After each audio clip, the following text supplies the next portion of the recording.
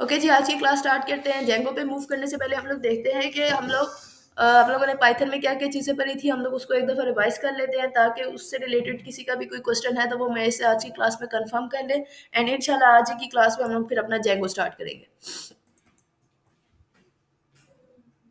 जी, Python है क्या? कौन बताएगा? पाइथन जो है वो आपके पास एक पॉपुलर प्रोग्रामिंग लैंग्वेज है जिसको आप लोग कहते हो कि आपके पास एक हाई लेवल लैंग्वेज है जिसको आप लोग कहते हो पाइथन। सेकेंडली हम ये कहते हैं कि पाइथन प्रोग्रामिंग लैंग्वेज मैंने आप लोगों को जब पाइथन स्टार्ट करवाई थी तो मैंने आप लोगों को बताया था कि प्रोग्रामिंग लैंग्वेज है क्या, प्रोग्रामिंग लैंग्वेज को हम यूज़ क्यों करते हैं, ठीक है? तो मेन जो पर्पस है प्रोग्रामिंग लैंग्वेज का वो ये होता है कि प्रोग्रामिंग लैंग्वेज एक ऐसी लैंग्वेज है जिसकी हेल्प से आप कोई न्यू चीज़ क्या करते हो, डेवलप करते हो, कोई न्यू चीज़ आप लोग क्रिएट करते हो, ठीक है? जैसे कि किसी भी वेबसाइट को, किसी भी वेब ऐप को, किसी भी मोबाइल ऐप को या किसी भी सॉफ्टवेयर को आप जब लोग खुद डेवलप करते हो या कोई न्यू चीज़ बनाते हो तो उसके लिए आप लोगों को क्या यूज़ करनी पड़ती है? प्रोग्रामिंग लैंग्वेज यूज़ करनी पड़ती है। ऐसे ही है, हर प्रोग्रामिंग लैंग्वेजेस के अपने फ्रेमवर्क्स होते हैं जिसके थ्रू आप लोग काम करते हो। फ्रेमवर्क्स मीन्स डैट कि वो चीज़ जिसके अंदर पहले से बिल्ट इन हर एक चीज़ मौजूद है, आप लोग अपने रिक्वायरमेंट के थ्रू जो चीज़ आपको ज़रूरत है आप वो चीज़ उससे गेट करोगे और वो चीज़ आप लोग क्या करोगे, यूज़ करोगे। फ्रेमवर्क्स क्या होते हैं? पाइथन का क्या फ्रेमवर्क है, इसको अभी इंशाल्लाह आफ्टर 15 मिनट्स हम लोग डिस्कस करेंगे, ठीक है? पाइथन एक आपके पास पॉपुलर प्रोग्रामिंग लैंग्वेज है जिसको आप लोग ये भी कहते हो कि पाइथन आपके पास एक इंटरप्रेटेड हाई लेवल लैंग्वेज है। इंटरप्रेटेड हाई लेवल लैंग्वेज का मतलब क्या होता है? वो लैंग्वेज जो लाइन बाय लाइन कोड को एग्जीक्यूट करती है, लाइन बाय लाइन कोड के ऊपर वर्किंग करती है, ठीक है? आपके पास टू टाइप्स ऑफ कंपाइलर्स होते हैं, एक आप सॉरी आपके पास टू टाइप्स ऑफ कन्वर्टर होते हैं, एक आपके पास कंपाइलर होता है और एक आपके पास इंटरप्रेटर होता है। कन्वर्टर जो आपके पास कंपाइलर है वो क्या काम करता है कि आपका जितना भी कोड है, आपने बेशक वो 5 लाइनों का कोड लिखा हुआ है या 10 लाइनों का कोड लिखा हुआ है, कंपाइलर का क्या काम है? उन सारी की सारी लाइन्स को वो एक ही दफ़ा कन्वर्ट करता है, उनके ऊपर कंपाइलिंग करता है, उनके ऊपर एग्जीक्यूशन करता है और जो उसको आउटपुट चाहिए होती है वो उसके मुताबिक आपको आउटपुट शो करता है। इंटरप्रेटर क्या करता है? इंटरप्रेटर आपके पास एक ऐसा कन्वर्टर है जो लाइन बाय लाइन कोड के ऊपर वर्क करता है, लाइन बाय लाइन कोड के ऊपर एग्जीक्यूट करता है, लाइन बाय लाइन कोड के मुताबिक एग्जीक्यूशन करता है, ठीक है? यहाँ तक किसी बच्चे को कोई कंफ्यूजन? अन्ना साहब को क्लास ज्वाइन करने में कितनी देर लगेगी? ठीक है, नेक्स्ट हम लोग देखते हैं कि पाइथन के अंदर हम लोगों के पास बेसिक फंक्शंस कौन कौन से हैं। पाइथन के बेसिक फंक्शंस मैंने आपको बताए थे कि 3 इसके बेसिक फंक्शंस होते हैं, जिसके अंदर पहला बेसिक फंक्शन आपके पास होता है प्रिंट का। प्रिंट क्या काम करता है? प्रिंट आपके पास, आपने फॉर एग्जांपल कोई भी code as a output show करना है, ठीक है? कोई भी चीज अगर आपने उसको एज अ आउटपुट शो करनी है तो आप लोग क्या यूज करते हो? प्रिंट यूज करते हो। ऑफ कोर्स मैंने कोई 10 लाइनों का कोड लिखा है, ठीक है? जरूरी तो नहीं है ना वो 10 की 10 लाइनें मुझे आउटपुट में चाहिए, या है ऐसा? जरूरी होता है कभी और कभी नहीं होता, मतलब जरूरी तो नहीं है ना, it's depend on your code कि आप लोग कोड किस तरह का लिखना चाह रहे हो, ठीक है? अब जैसे HTML CSS में क्या होता है, HTML में क्या होता है कि आप लोग जितनी भी स्टेटमेंट्स लिखते हो अपने बॉडी पार्ट के अंदर, जितने भी आप लोग टैग्स यूज करते हो, बेशक वो P का टैग है, H1 का टैग है, स्पेन का टैग है, div का टैग है, या जितने भी आप लोग टैग्स यूज करते हो उन सब की ही आउटपुट आप लोगों को आपके वेब पेज के ऊपर शो होती है, ऐसे ही है। लेकिन के अंदर क्या होता है, पाइथन के अंदर क्या होता है कि जितना आप लोगों ने कोड लिखे है, इट्स डिपेंड ऑन यू कि उसमें से कितना काम एज अ आउटपुट या कितनी चीजें आप एज अ आउटपुट क्या करना चाहते हो, शो करना चाहते हो। बात समझ आई? लाइक फॉर एग्जांपल मैंने कोई 5 लाइंस का कोड लिखा है, मैं यहाँ पे फॉर एग्जांपल लिख रही हूँ, एक मैं ए का वेरिएबल ले रही हूँ और उसमें ले रही हूँ a is equal to 5, b is equal to मैं ले रही हूँ 10 और नीचे मैं प्रिंट में कर रही हूँ a प्लस बी, तो मुझे just a plus B, just मुझे उनका क्या चाहिए, सम चाहिए, तो सम में ही मुझे उसकी आउटपुट शो होगी। पहली 2 लाइनें तो प्रिंट करवाने की मुझे जरूरत ही नहीं है। तो प्रिंट का जो फंक्शन है वो बेसिकली आपका क्यों यूज होता है, जब आपने कोई भी स्टेटमेंट या कोई भी काम एज अ आउटपुट शो करना है, क्लियर? उसके बाद जो नेक्स्ट हमारे पास बेसिक फंक्शन आता है उसको आप लोग कहते हो इनपुट, ठीक है? इनपुट का क्या मतलब होता है कि ऐसी स्टेटमेंट जिसके अंदर आप यूजर से कोई डेटा गेट कर रहे हो, यूजर से कोई डेटा ले रहे हो।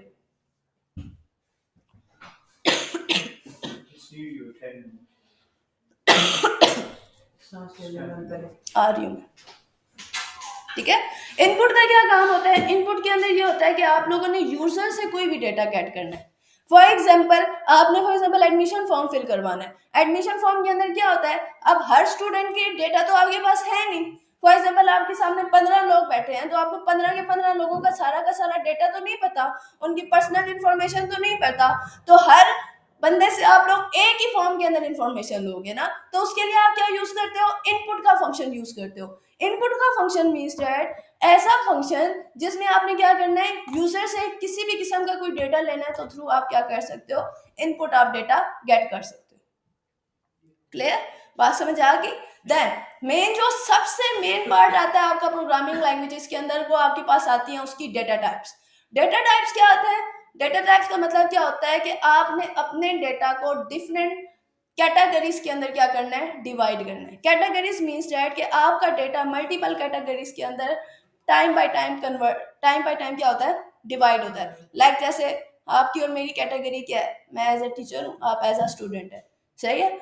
आप लोग क्या, और सेकंड हमारी मेन कैटेगरी क्या है कि आप लोग मेल्स हैं और मैं फीमेल्स हूँ। मैं आपकी कैटेगरी में नहीं आ सकती, आप लोग मेरी कैटेगरी में नहीं आ सकते, नहीं आ सकते ना। सेम एज इट इज आपके मल्टीपल कैटेगरीज है जिसके अंदर आप लोग क्या करते हो, आप लोग अपने डेटा को डिवाइड करते हो।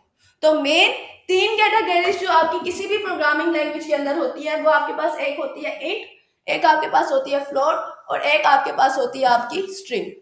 इंट मीन्स दैट आपने पॉजिटिव नेगेटिव कोई भी नंबर, कोई भी होल नंबर 0 to 9 11 12 कोई भी positive digit, positive and negative digit अगर आपने स्टोर करवाना है, तो वो किस डेटा टाइप में स्टोर होगा, इंटीजर में स्टोर होगा। ठीक है। सेकंड आपकी डेटा टाइप आती है, उसको आप लोग कहते हो फ्लोट। फ्लोट का मतलब होता है फ्लोटिंग पॉइंट, यानी कि डेसिमल वैल्यूज, जिसके अंदर आपके पास पॉइंट्स में आंसर आता है। फ्लोटिंग पॉइंट्स के अंदर आपके पास पॉजिटिव नेगेटिव जितनी भी डेसिमल वैल्यूज है, वो आपकी आ जाती है फ्लोटिंग पॉइंट्स में। क्लियर।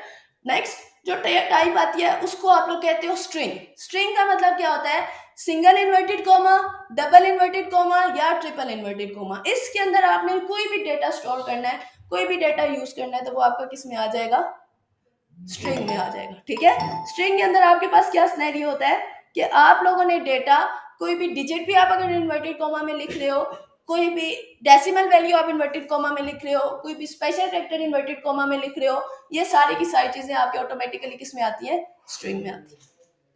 क्लियर होगी बात। ये जो तीन डेटा टाइप्स मैंने आपको बताई हैं, इंट फ्लोट स्ट्रिंग, ये आपके पास प्रिमिटिव डेटा टाइप है। कौन सी डेटा टाइप्स है, primitive data types means that कि वो डेटा टाइप्स जो आपके पास हर प्रोग्रामिंग लैंग्वेज के अंदर यूज होती है।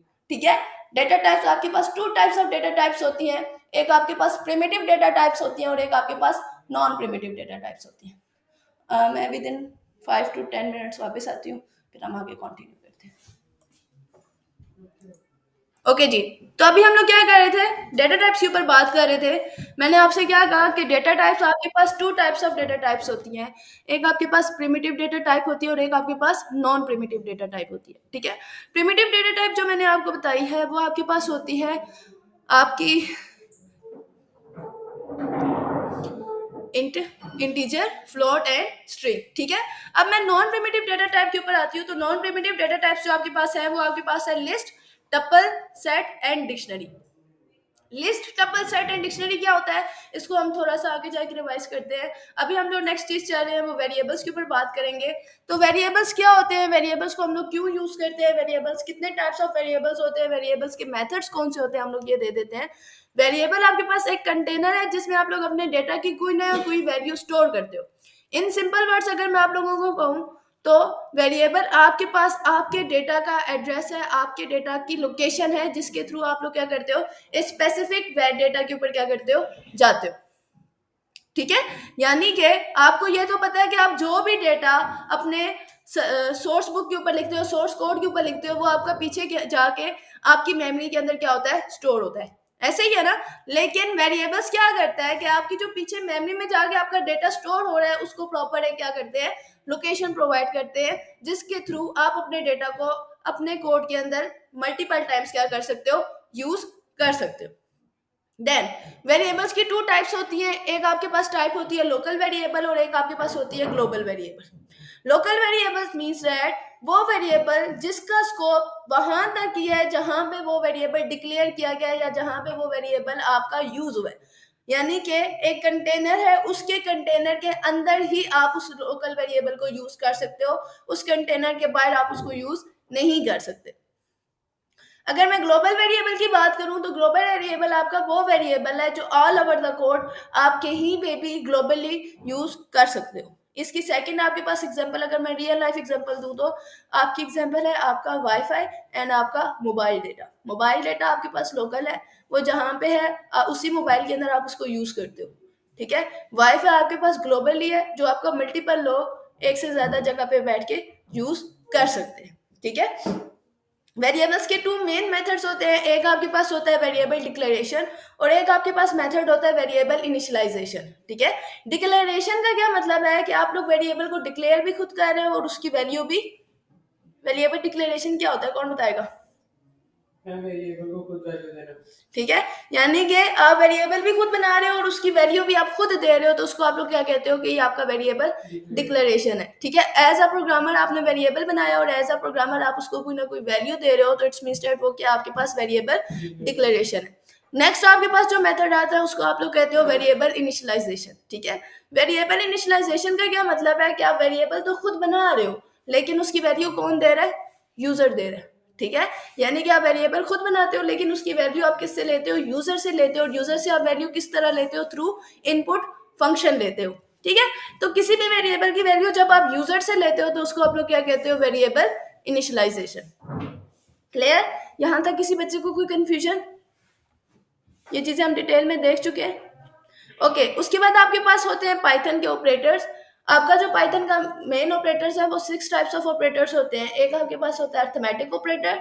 अर्थमेटिक ऑपरेटर में आपके पास आ जाते हैं आपके साइंस, जिसमें आपके पास आ जाता है plus, minus, multiply, divide and mode, ठीक है।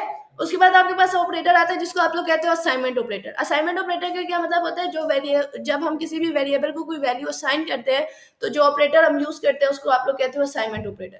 असाइनमेंट ऑपरेटर में आपके पास आ जाता है equal to, plus is equal to, minus is equal to, multiply equal to and divide equal to, ऐसे ही है। देन आपके पास नेक्स्ट ऑपरेटर जो आता है उसको आप लोग कहते हो कंपैरिजन ऑपरेटर। कंपैरिजन ऑपरेटर का मतलब ये होता है कि आप दो वेरिएबल्स को एक दूसरे के साथ कंपेयर कर रहे हो या दो वैल्यूज को एक दूसरे के साथ कंपेयर कर रहे हो। कंपैरिजन ऑपरेटर में आपके पास आ जाता है इक्वल इक्वल टू आ जाता है, लेस देन इक्वल्स टू आ जाता है, ग्रेटर देन इक्वल्स टू आ जाता है, नॉट इक्वल्स टू आ जाता है। तो ये सारे के सारे ऑपरेटर्स आपके कौन से हैं?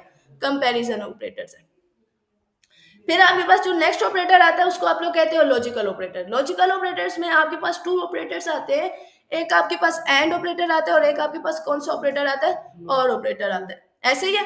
एंड ऑपरेटर मींस दैट इसके अंदर आप लोग कंडीशंस यूज करते हो, मल्टीपल कंडीशंस यूज करते हो। एंड ऑपरेटर का क्या मतलब है कि अगर आपने फॉर एग्जांपल तीन कंडीशंस यूज की हैं, एंड ऑपरेटर बीच में यूज कर रहे हो, तो इसका क्या मतलब है कि उन तीनों की तीनों कंडीशंस का ट्रू होना मस्ट है। अगर उसमें से कोई एक कंडीशन भी फॉल्स होगी तो आपका प्रोग्राम एग्जीक्यूट नहीं करेगा।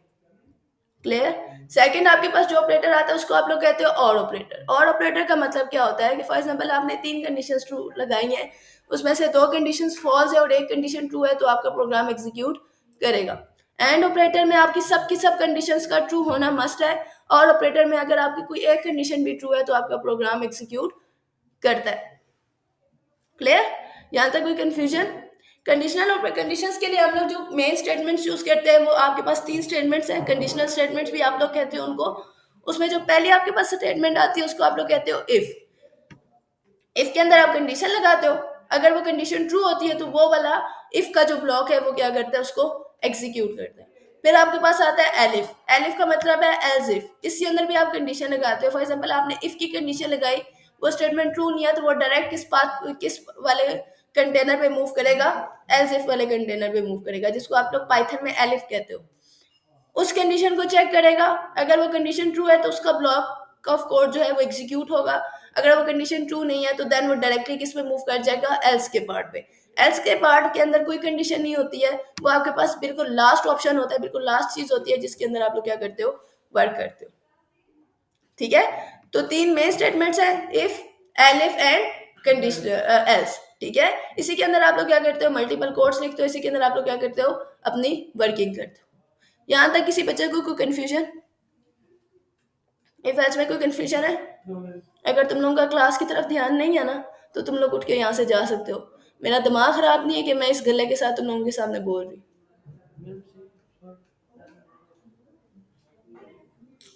नेक्स्ट आपके पास आ जाते हैं लूप्स। लूपिंग का क्या मतलब है, जैसे साइकिल का व्हील है, वो तब तक राउंड राउंड घूमता रहता है जब तक आप उसके अंदर क्या यूज नहीं करते, ब्रेक यूज नहीं करते। ठीक है, एज इट इज आपके पास लूप्स होते हैं। लूप्स का मतलब होता है आइट्रेशंस। जो आइट्रेशंस वो बार बार उसके ऊपर वर्किंग करता रहता है। टू टाइप्स ऑफ आपके पास लूप्स होते हैं, एक आपके पास फॉर लूप होता है और एक आपके पास वाइल लूप होता है। फॉर लूप के अंदर आप रेंज के अंदर काम करते हो और वाइल लूप के अंदर आप कंडीशन के ऊपर काम करते हो, इंक्रीमेंट और डिक्रीमेंट के अंदर काम करते हो। फॉर एग्जाम्पल लूप्स हम लोग यूज क्यों करते हैं, मैंने फॉर एग्जाम्पल एक ही काम मल्टीपल टाइम करना है, मैं कहती हूँ मैंने कोई स्टेटमेंट को 20-25 दफा प्रिंट करवानी है, तो हर बार प्रिंट स्टेटमेंट करने से अच्छा मैं लूप लगा लूँ, उसके अंदर कंडीशन लगा दूं कि मुझे इतनी दफा ये स्टेटमेंट मेरे आउटपुट में चाहिए। जब तक वो कंडीशन ट्रू होगी मेरा लूप एग्जीक्यूट करता रहेगा, मेरा लूप वर्क करता रहेगा। ठीक है, जैसे ही मेरी स्टेटमेंट मेरी कंडीशन फॉल्स होगी तो मेरा जो लूप है वो वहीं पे टर्मिनेट हो जाएगा और मेरा आउटपुट मुझे शो हो जाएगा। क्लियर, यहां तक किसी को कोई कंफ्यूजन? एक आपके पास और मेथड आता है जिसको आप लोग कहते हो टाइप कास्टिंग। टाइप कास्टिंग का क्या मतलब है, एक टाइप से दूसरी टाइप के अंदर अपने डेटा को ट्रांसफर करना या एक टाइप से दूसरे टाइप के अंदर अपने डेटा को चेंज करना, उसको आप लोग कहते हो टाइप कास्टिंग। ठीक है, इनपुट का फंक्शन हम लोग जब यूज करते हो तो बाय डिफॉल्ट हमारे पास जो भी इनपुट के थ्रू वैल्यू आती है वो आपके पास उसकी डेटा टाइप होती है स्ट्रिंग। ठीक है, अगर फॉर एग्जाम्पल अगर आपको डेटा जो है वो इंटीजर में चाहिए या फ्लोट में चाहिए तो देन आप लोग क्या यूज करते हो, टाइप कास्टिंग यूज करते हो। थ्रू टाइप कास्टिंग आप क्या करते हो, अपने डेटा को इंटीजर में भी कन्वर्ट कर सकते हो, फ्लोट में भी कन्वर्ट कर सकते हो, लिस्ट में भी कन्वर्ट कर सकते हो, टपल में भी कन्वर्ट कर सकते हो, सेट में भी कन्वर्ट कर सकते हो, डिक्शनरी में भी कन्वर्ट कर सकते हो। ठीक है, अच्छा अब जो नेक्स्ट चीज है वो आती है आपके पास नॉन प्रिमिटिव डेटा टाइप। तो नॉन प्रिमिटिव डेटा टाइप मैंने आपको कहा कि 4 टाइप्स ऑफ आपकी नॉन प्रिमिटिव डेटा टाइप्स होती हैं, जिसमें आपके पास आ जाती है आपकी लिस्ट, आपका टप्पल, आपका सेट एंड आपकी डिक्शनरी। ठीक है, list, tuple, set and dictionary हम लोग यूज क्यों करते हैं, जब हम लोगों ने एक सिंगल वेरिएबल के अंदर मल्टीपल डेटा स्टोर करवाना होता है। ऐसे ही है ना, इनके अंदर हम लोग क्या करते हैं, वेरिएबल हमारे पास एक ही होता है लेकिन इसके अंदर डेटा मल्टीपल डेटा आप लोग क्या करते हो, स्टोर करवाते हो। सबसे पहले अगर मैं लिस्ट की बात करूं तो लिस्ट के 3 मेन फंक्शंस हैं कि लिस्ट आपके पास चेंजेबल है, अगर आप उसके अंदर चेंजिंग करना चाहो लिस्ट के अंदर तो आप लोग चेंजिंग कर सकते हो। सेकेंडली वो डुप्लीकेट वैल्यूज को अलाउ करता है, उसके अंदर आप लोग डुप्लीकेट वैल्यूज यूज कर सकते हो।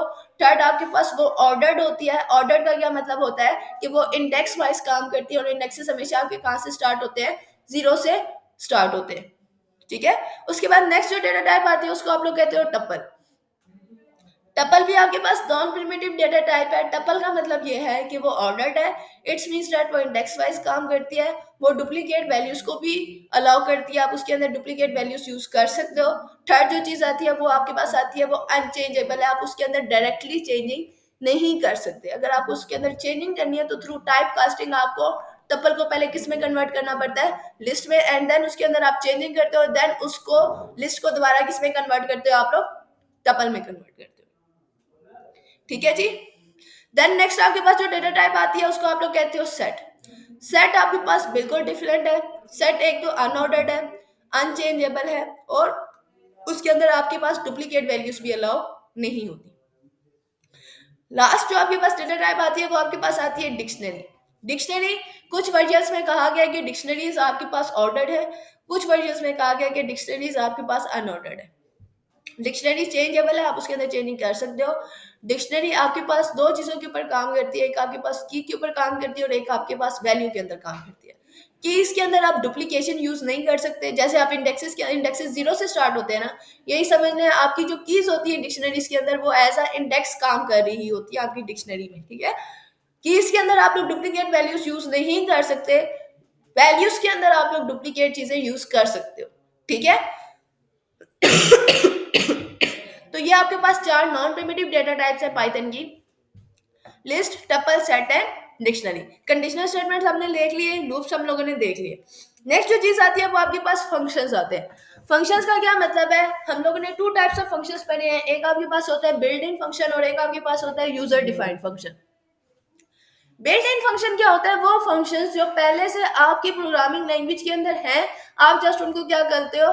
कॉल करते हो, ठीक है। और यूजर डिफाइंड फंक्शंस में क्या है कि आप पहले अपना पूरा का पूरा फंक्शन बनाते हो एंड देन उसको कॉल करते हो। फॉर एग्जाम्पल अगर मैं यूजर डिफाइंड फंक्शन की बात करती हूँ, ठीक है, तो यूजर डिफाइंड फंक्शन को क्रिएट करने के लिए, बनाने के लिए सबसे पहले जो आपको कीवर्ड यूज करना पड़ता है वो डेफ का कीवर्ड यूज करना पड़ता है एंड देन देयर नेम, ठीक है। देन उसके बाद जब भी याद रखिएगा आप यूजर डिफाइंड फंक्शन यूज कर रहे हो या बिल्ट इन फंक्शन यूज कर रहे हो, जब तक आप अपने फंक्शन को कॉल नहीं करते आपका फंक्शन काम नहीं करता, ठीक है। जब तक आप अपने फंक्शन को कॉल नहीं करते आपका फंक्शन एज अ कमेंट ही काम कर रहा होता है।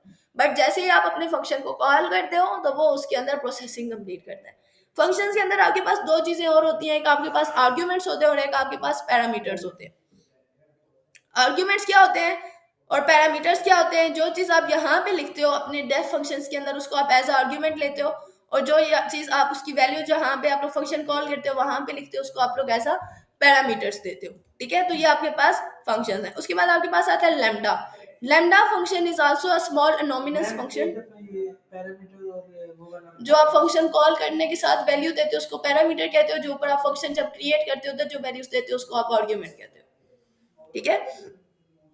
लैम्डा फंक्शन आपका सिंगल लाइन फंक्शन होता है, इसको आप स्मॉल एनोमिनस फंक्शन भी कह देते हो। इसके अंदर आप एनी नंबर ऑफ आर्ग्यूमेंट दे सकते हो और ओनली वन एक्सप्रेशन आप ले सकते हो। यानी कि लैम्डा के लिए आप सिंपल लैम्डा लिखोगे और एक ही लाइन का आपका फंक्शन है, उसके अंदर आप जो भी वर्किंग करना चाहो आप उसके अंदर वर्किंग कर सकते हो। एक्सप्रेशन आप एक ही यूज कर सकते हो, वेरिएबल्स आप मल्टीपल यूज कर सकते हो, जैसे यहाँ पे 2 आर्ग्यूमेंट्स लिए गए ए एंड बी, लेकिन एक्सप्रेशन एक ही यूज किया गया ए स्टैटिक बी, ठीक है। मतलब कोई भी चीज अगर आपने इंप्लीमेंट करनी है किसी भी चीज के लिए, फॉर एग्जाम्पल एक मैंने प्लस करना है, माइनस करना है, मल्टीप्लाई करना है और डिवाइड करना है, तो मैं प्लस के लिए अलग से लैम्डा फंक्शन यूज करूंगी, माइनस के लिए अलग से यूज करूंगी, मल्टीप्लाई के लिए अलग से करूंगी, डिवाइड के लिए अलग से करूंगी। मैं ये सारे के सारे काम एक फंक्शन के अंदर नहीं कर सकती, ठीक है। तो ये आपके पास कौन सा फंक्शन है? आपका लैम्डा फंक्शन है। क्लियर जी बॉयज? उसके बाद आपके पास एरे आ जाती है। Python does not have any built in supports of array but Python list can be use instead. Arrays आपकी पाइथन के अंदर यूज नहीं होती, आपका बिल्ट इन आपको एरे सपोर्ट नहीं करता पाइथन के अंदर, दैट्स व्हाई हमें इसको पढ़ने की भी जरूरत नहीं है। इसकी जगह हम लिस्ट टपल या सेट यूज करते हैं। ओके, नेक्स्ट आपके पास आ जाती है ऊप कॉन्सेप्ट। ऊप का क्या मतलब होता है? Object oriented programming language. ऊप कॉन्सेप्ट के अंदर आपके पास दो चीजें आती हैं, एक आपके पास क्लास आती है और एक आपके पास ऑब्जेक्ट होती है। जैसे जब आप लोगों ने यूजर डिफाइंड फंक्शंस देखे थे, तो यूजर डिफाइंड फंक्शन में मैंने आपको एक चीज बताई है कि यूजर डिफाइंड फंक्शन में आपको क्या करना पड़ेगा? सबसे पहले फंक्शन क्रिएट करना पड़ेगा एंड देन उस फंक्शन को कॉल करना पड़ेगा। Same as it is classes के अंदर क्या करते हो? जब आप कोई क्लास बनाते हो उसका ऑब्जेक्ट बनाना भी मस्ट होता है। थ्रू ऑब्जेक्ट फिर आप उस क्लास के अंदर जो भी फंक्शन यूज करते हो, थ्रू ऑब्जेक्ट फिर उसको कॉल करते हो, ठीक है। टू टाइप्स ऑफ क्लासेस आपके पास होती हैं, एक आपके पास पेरेंट क्लास होती है और एक आपके पास चाइल्ड क्लास होती है। सब पेरेंट क्लासेस भी हो सकती है, सब चाइल्ड क्लासेस भी हो सकती है। ओके जी, आवाज आ रही है आप लोगों को? ठीक है जी। उसके बाद क्लासेस के अंदर उसके बाद जो नेक्स्ट कॉन्सेप्ट आपके पास आता है वो आपके पास इनहेरिटेंस आता है। इनहेरिटेंस आपके पास डिफरेंट टाइप्स ऑफ इनहेरिटेंस आप यूज करते हो। एक आपके पास होता है सिंगल इनहेरिटेंस। सिंगल इनहेरिटेंस में क्या होता है? एक आपके पास पेरेंट क्लास होती है और एक आपके पास चाइल्ड क्लास होती है। चाइल्ड क्लास आपकी हमेशा इनहेरिट करती है अपनी पेरेंट क्लास को, ठीक है। उसके बाद आपके पास आती है multi level inheritance. Multi level inheritance में क्या होता है? आपके पास 3 क्लासेस होती है, एक आपके पास पेरेंट क्लास होती है, एक आपके पास सब पेरेंट क्लास होती है और एक आपके पास चाइल्ड क्लास होती है। सब पेरेंट क्लास इनहेरिट करती है पेरेंट की क्लास को, और चाइल्ड क्लास किसको इनहेरिट करती है? सब पेरेंट क्लास को इनहेरिट करती है। फिर आपके पास आती है multiple inheritance. I think so मैंने कंफ्यूज कर दिया आप लोगों को मल्टी लेवल और मल्टीपल में। मल्टीपल में मैम मल्टीपल चाइल्ड्स होते हैं, एक पेरेंट होता है, और मल्टी लेवल में क्या नाम है, पेरेंट से एक पेरेंट होता है, दूसरा सब पेरेंट। मल्टीपल इनहेरिटेंस में क्या होता है कि आपके पास 2 चाइल्ड्स होते हैं और एक पेरेंट होता है। पेरेंट क्या करता है? 2 चाइल्ड क्लास को इनहेरिट कर रहा होता है, ठीक है। फिर आपके पास आती है हिरेरिकल इनहेरिटेंस। हिरेरिकल इनहेरिटेंस में क्या होता है? 2 पेरेंट्स होते हैं और एक आपके पास चाइल्ड होता है, ठीक है। फिर आपके पास लास्ट इनहेरिटेंस आती है, उसको आप लोग कहते हो हाइब्रिड इनहेरिटेंस। हाइब्रिड इनहेरिटेंस क्या करती है? उसके अंदर एक आपके पास पेरेंट क्लास होती है, 2 सब पेरेंट क्लासेस होती हैं। वो 2 सब पेरेंट क्लास इनहेरिट करती है आपकी पेरेंट क्लास को, एंड एक चाइल्ड क्लास होती है जो इनहेरिट करती है दोनों सब पेरेंट क्लासेस को, ठीक है? तो ये आपके पास हेरेडिकल इनहेरिटेंस होती है। आप सब लोगों का टास्क ये है कि नेक्स्ट क्लास में आप लोगों ने वो कॉन्सेप्ट जितना भी है वो सारा का सारा रिवाइज करके लाना है, और उसके बाद हम उसको देखेंगे कि हम इसके अंदर क्या क्या चीज़ें देख सकते हैं।